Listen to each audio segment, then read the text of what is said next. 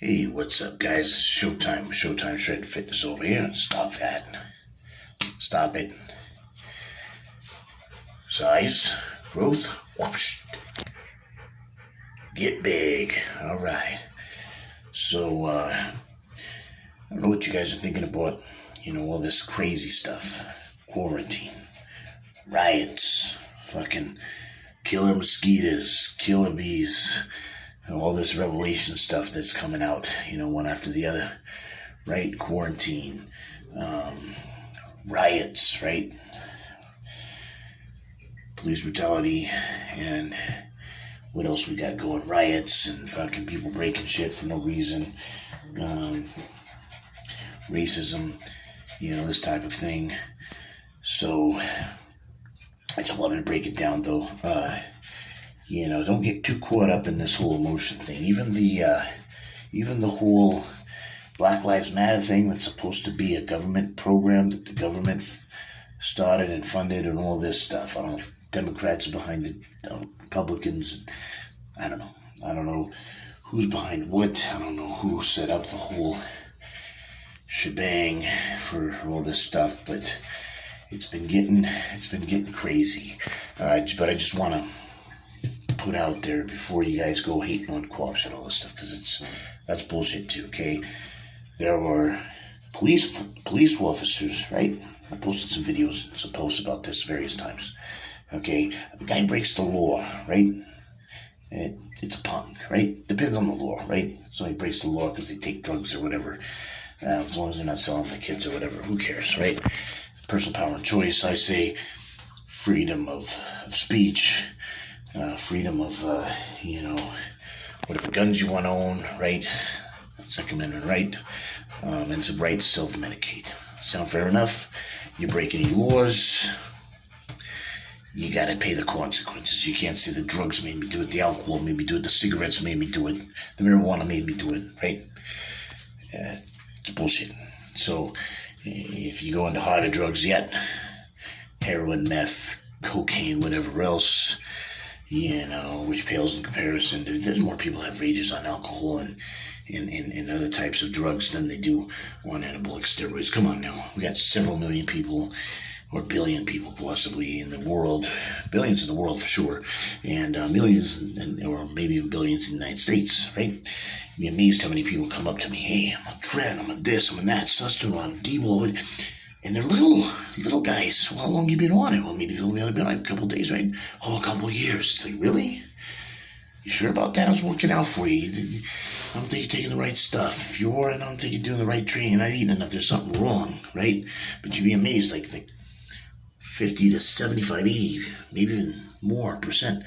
They don't look like they freaking take nothing, right? I mean, look at. It's specificity of training, right? And the goal is to get little, right, when you're on a bike. But if you look at those Tour de France guys, they're little guys, right? They look like they're on. And you look at their drug program, that's like fucking testosterone and fucking human growth hormone, EPO, and all this other stuff, right? And it's like, man, that looks like other than EPO, because most bodybuilders don't take EPO, right? No need. But other than the EPO, it's like, they're like 4, 5, or 6 different things that really they should be a lot bigger. But because of the way they train, they stay little for a reason, right? They don't want to be packing all the extra weight around on a bike, right? So, but there's people who are trying to get big. They're like Tour de France guys. It's like, what the fuck are you doing? I want to weigh 280. Yeah, but you're 135. I got abs, but you're 135, right? So, take into some consideration, risk to benefit ratio, right? And it's hard work. The weights do not lift themselves, okay? It's not a magic pill, magic formula. People go, oh, it's cheating. Oh, fuck, going under the knife and fucking getting a boob job or a butt job or calf implants or pec implants or whatever else. That's another form of going in and like bringing your car in and you get that done, But if you take a vitamin or a supplement or whatever else, right? It's not just going to change you. You have to fucking put in the work. You don't just lay down on a fucking table, get a whoop on. Fair enough? And I've had people with calf implants fucking challenge me and fucking lose. And I got shitty calves, man. You can't just fucking expect a fucking operation to fix everything for you, right?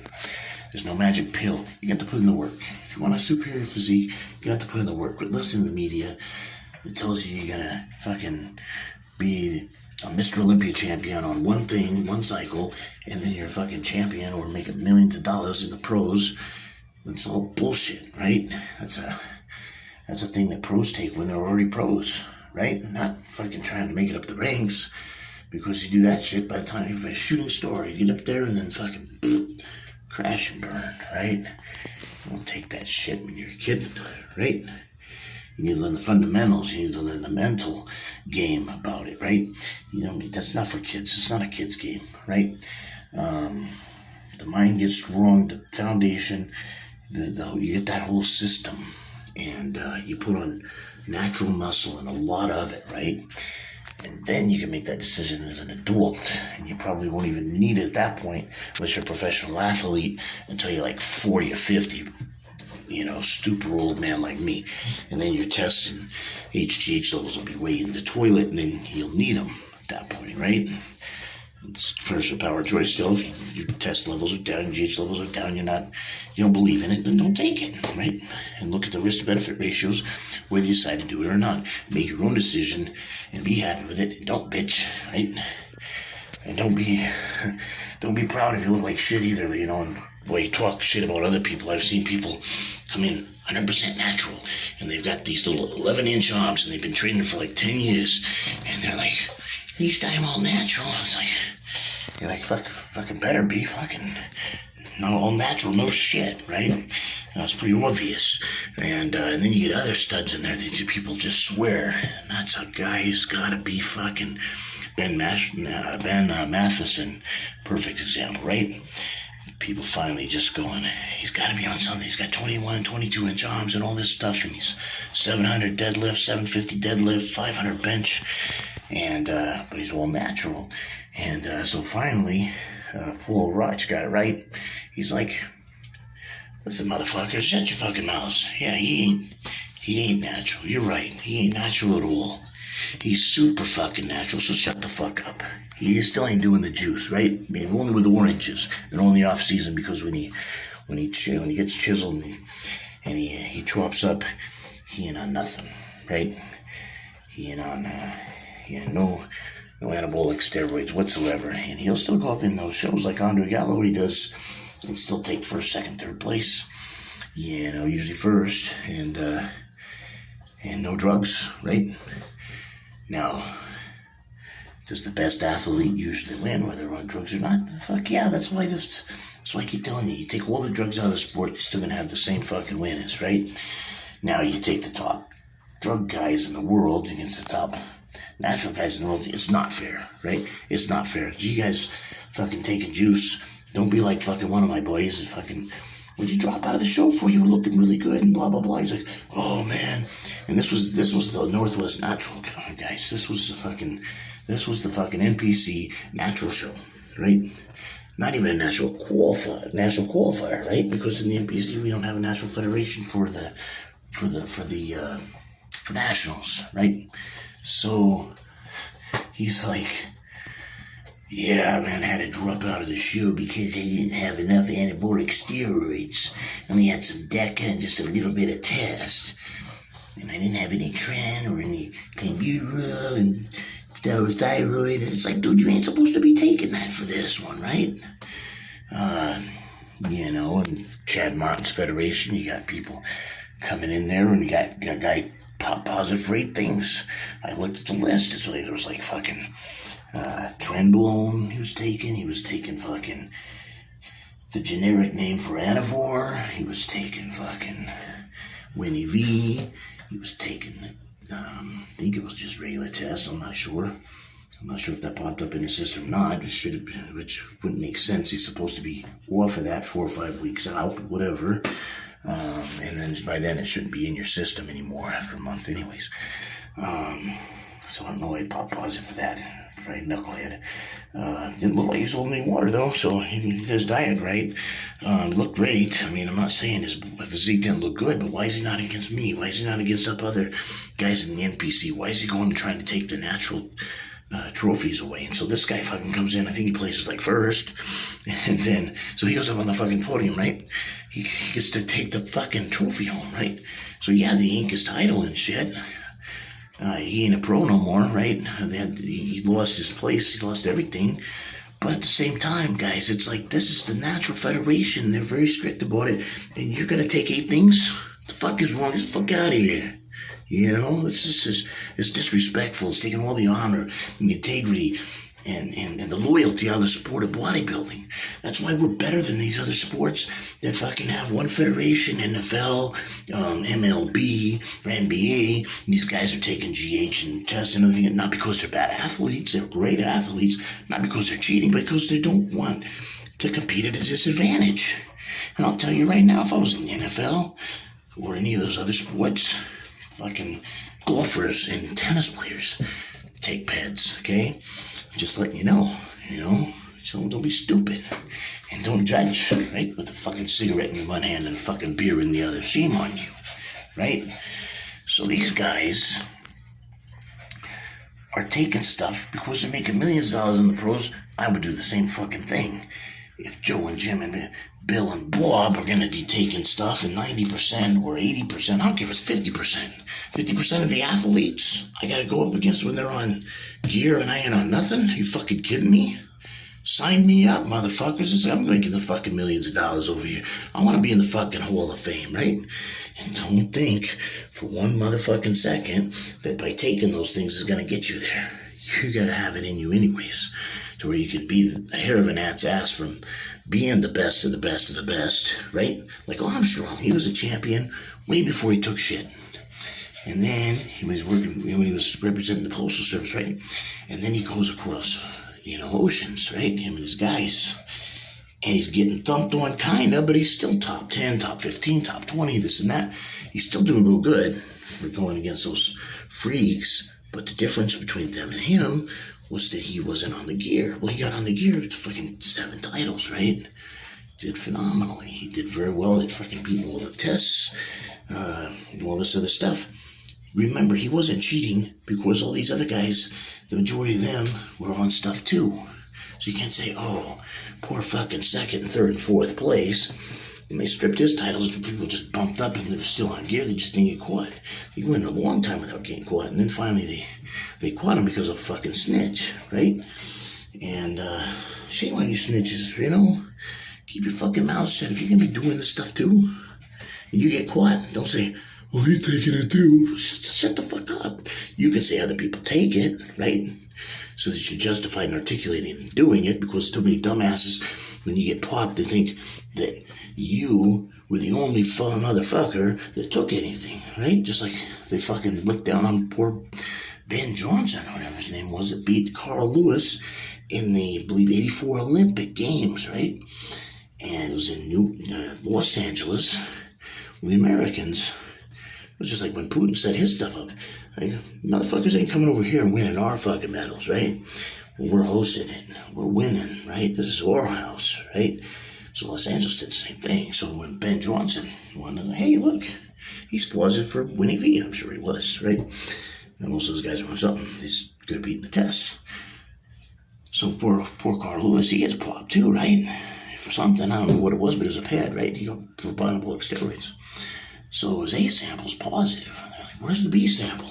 And the Americans are like, what B sample? Ain't no B sample here. No, we lost it. They conveniently lost it. It was too late to freaking retest or anything. So he got to keep his gold fucking medal, right? Was there politics behind that? Of course. But come on, guys. It was in the United States of America, right? You don't want a Canadian to win. And they're going to do the testing 100% according to policy. You pop, you're disqualified. If you beat the test, you're in. Unless it's an American, right? Again, like a legend like, Carl Lewis. You gotta give him a pass, right? So there goes that B sample. Boop, it's gone, right? And if you really study things, history, everything else, War's not about who's right, it's who's left, right? And it's like Dexter Morgan's dad said, it only counts as freaking, you just can't get caught, right? Now, am I saying to go out and be a bad guy? No, there's a code to live by, right? Don't be a pedophile, don't be a chimo, don't be a snitch, right? Don't be a thief, okay? Those are my main top 4 codes, right? You don't do that. If you gotta whack somebody, right? It's better not to, because nowadays with all the DNA and all the technology and all this stuff, the investigations, you're probably getting caught, okay? But if you do have to kill somebody, just make sure it's for a good reason, okay? And then it's okay.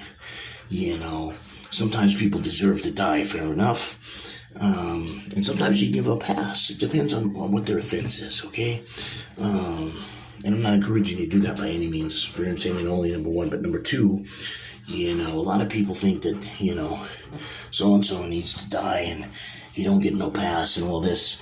And unless you're some kind of a head drug cartel guy or, something of that source where you can't be soft or weak, a lot of times you can give people a pass. It's not worth going to prison for, usually. Now, if they rape your son or your daughter, you kill that motherfucker. I don't care what the law says. It's a stupid law, because all they're going to do is they're going to come in, they're going to cuff him up, okay? They're going to put him in a cell. They're going to PC him up as soon as he gets wind that the walking main line is going to get fucking whacked, okay? Because they don't like chimos and pedophiles in there. And if somebody does something to one of those guys in there, they get protected in there now. So now, if somebody beats somebody up, even if it's not for that reason, but it's in their paperwork that they touch little boys or girls, that person who beats that chimo or the pedophile up, he gets a bigger sentence. He gets slammed harder for a hate crime. Now, that's really bullshit if he didn't know what he's in there for, and he's beating him up for something completely different because he broke one of the rules in there, whatever, right? And he deserved it. And it wasn't for being a chimo or pedophile. But my point is, they're protected in there. So whoever assaulted your family member, they're going to go in there and they're going to get their education, their medical, and they're going to get PC'd up, and they're going to have their 3 meals a day, and there ain't no justice there, except for that while they're in there, they can't touch other kids anymore. They can't touch your kids. So there's some justice to it, okay? But they ain't getting off that easy with me, right? But you got to make that decision, right? And, hopefully if people respect you enough and kind of know your code, they're not going to be stupid enough to do that. They're going to go somewhere else to do their stupid shit, to go online and do the kiddie porn, and it's just disgusting that stuff's even out there. How even anybody would even consider profiting, financially off of demonic shit like exposing children. Those are the people you should be giving the death sentences to, right? Not giving up these spots and letting chimos go for fucking giving some guy that's trying to get his bench press up, for example. That's stupid. But back to the whole thing with the this is a long video, so I'm going to be really short. Don't be fucking putting all police officers in there when 99% of them are good. You get 1% that's a bad apple, and you throw them all in the same badges. They're all bad apples. They're all punks with badges, because that's bullshit. Okay, 1% of them is a punk with a badge, right? 99% of them are protecting your happy ass, right? So you can sleep at night soundly without some crazy motherfucker come busting in with the door. Now, if you got your safety and security things in place, you got your cameras in, which you need them no more if you get rid of your police force, right? But you got your guns ready and everything else, ammo, all that stuff. Maybe you don't need the police, but most of you motherfuckers do, okay? So, fucking think. You want protection, don't defund the police. You're going to get more bad apples in there, I guarantee it, because the good ones, with the 4-year degrees and everything else, and they're doing it for the right reason, they're going to go, oh yeah, you motherfuckers don't want to pay me for what I'm worth? I'm out of here, right? And somebody else will slip through the door, right? That wants to do it for a wrong reason, to do the power trip, things like that, and be abusive and all that stuff. They don't have the mindset for it. You're letting more of those motherfuckers in there.